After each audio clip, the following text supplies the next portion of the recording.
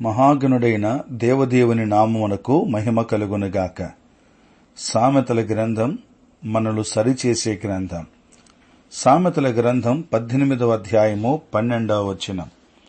2వ భాగము. ఘనతకు ముందు వినయముండును. ఘనతకు ముందు వినయముండును. సామెతల గ్రంథంలో ఇదే భావముతో కూడిన మాటలు అనేక స్థలాల్లో ఉన్నాయి.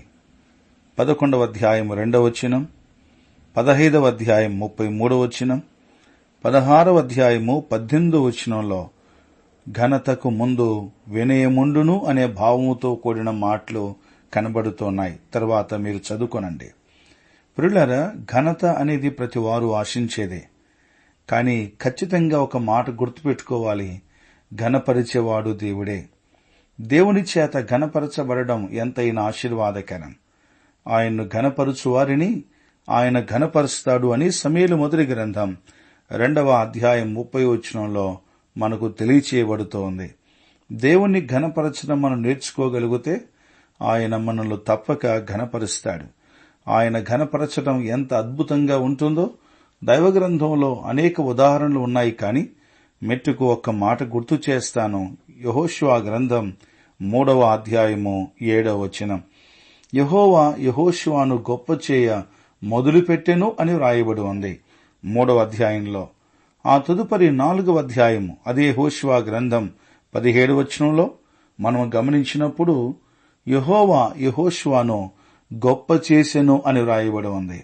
గొప్ప చేసేవాడు ఆయనే, ఘనపరిచేవాడు ఆయనే. మనము ఎవరు గొప్ప అన్న వాదన మనలో రావడానికి లేదు. ఎందుకనగా ఘనపరచటం, గొప్ప చేయటం దేవుని చేతిలో ఉంది. మనము గొప్ప కావాలి అనుకోవడం అనేది ఆశ మనుషులుగా ఉండవచ్చేమో. కానీ అయితే ప్రియులారా, గమనించండి, గొప్ప చేసేవాడు దేవుడే అనే విషయాన్ని గమనించాలి. అట్లయితే ఎవరు గొప్పగా చేయబడతారు అంటే వినయము కలిగిన వారు. వినయము కలిగిన వారు. సామెతల గ్రంథం 29వ అధ్యాయం 23వ వచనంలో వినయ మనస్కుడు ఘనతనందును అని వ్రాయబడి ఉంది. చూశారా? వినయ మనస్సు కలిగిన వాడు తప్పక హెచ్చించబడతాడు. దేవుని వాక్యంలో అనేక ఉదాహరణలు మనకు కనబడుతున్నాయి.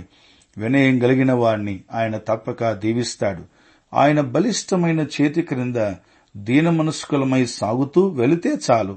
ఆ వినయముతో దీన మనస్సుతో మనము సాగినప్పుడు ఖచ్చితంగా తగిన కాలమందు మనం అనుకున్న కాలం కాకపోవచ్చు, మనం అనుకున్న స్థలం కాకపోవచ్చు, మనం అనుకున్నది కాకపోవచ్చు. కానీ అయితే ఆయన ఖచ్చితంగా మనల్ని హెచ్చించడం మాత్రం ఖాయమై ఉంది అని గమనించాలని మనవి చేస్తూ ఉన్నాను.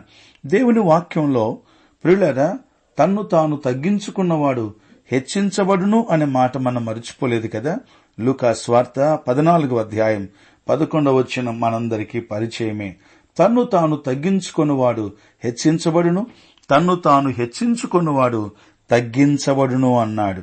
ప్రియులారా, జాగ్రత్తగా మనం గమనించవలసిందే, మనల్ని మనము తగ్గించుకోవలసి ఉంది. బైబిల్ గ్రంథంలో మనము చేసే ప్రతి పనిలో కూడా వినయము తప్పక ఉండవలసిందే. గర్వానికి తావు ఎంతమాత్రము కూడా తావు లేకుండా జీవించడం ఆశీర్వాదకరం. గర్వమునకు మనలో చోటు ఇవ్వకుండా జాగ్రత్త పడడం ఎంతైనా క్షేమము అని జ్ఞాపకం చేస్తున్నాను. తన్ను తాను తగ్గించుకున్న ప్రభువారు ఫిలిప్పీ పత్రిక 2వ అధ్యాయంలో మనకు కనబడతాడు. దేవుని వాక్యము స్పష్టంగా చెబుతోంది, విడిచిపెట్టకూడని భాగ్యమును ఆయన విడిచిపెట్టాడు, తన్ను తాను రిక్తునిగా చేసుకున్నాడు, దాసుని స్వరూపాన్ని ధరించుకున్నాడు. ఆయన అంతగా తగ్గించుకొనుట వలన ఆ పారాగ్రాఫ్లో, ఆ భాగములో ఆఖరిలో మనం చూస్తాం, ఆయన నామము అన్ని నామములకు పైన హెచ్చించబడిన నామముగాను ఆయన ఘనపరచబడిన వాడిగా మనకు కనబడుతూ ఉన్నాడు. ప్రియులారా, ఇంతకంటే ఇక ఏ మాదిరి కావాలి? తన్ను తాను తగ్గించుకున్న ప్రభువారు అంతగా హెచ్చించబడ్డాడు అన్న సత్యం మనందరం ఎరిగిన వారమే కదా. గనుక మనం ఏదో గొప్పవారమన్నట్టుగా కాక మనల్ని మనము తగ్గించుకుందాం. అపోస్తుల కార్యముల గ్రంథంలో తాను ఎవడో గొప్పవాడనని చెప్పుకుంటూ తాను తన జీవనాన్ని సాగించిన ఒక వ్యక్తి కనబడతాడు. అతని పేరు గారడి సీమోను. అతడు తాను ఎవరో గొప్పవాడనని తను తానుగా చెప్పుకునే వ్యక్తిగా కనబడుతూ ఉన్నాడు. ప్రియులారా, మనం ఎంచుకొనదగిన దానికంటే ఎక్కువగా ఎంచుకొనకుండా వినయము చూపిద్దాం. అప్పుడు దేవుని చేత తప్పక ఘనపరచబడతాం. ఘనతకు ముందు వినయముండును. అలాంటి వినయము కలిగిన వారమై దేవుని చేత ఘనపరచబడడానికి పరిశుద్ధాత్మ దేవుడు తన కృపా సహాయమును మెండుగా మనకు అనుగ్రహించి నడిపించునుగాక.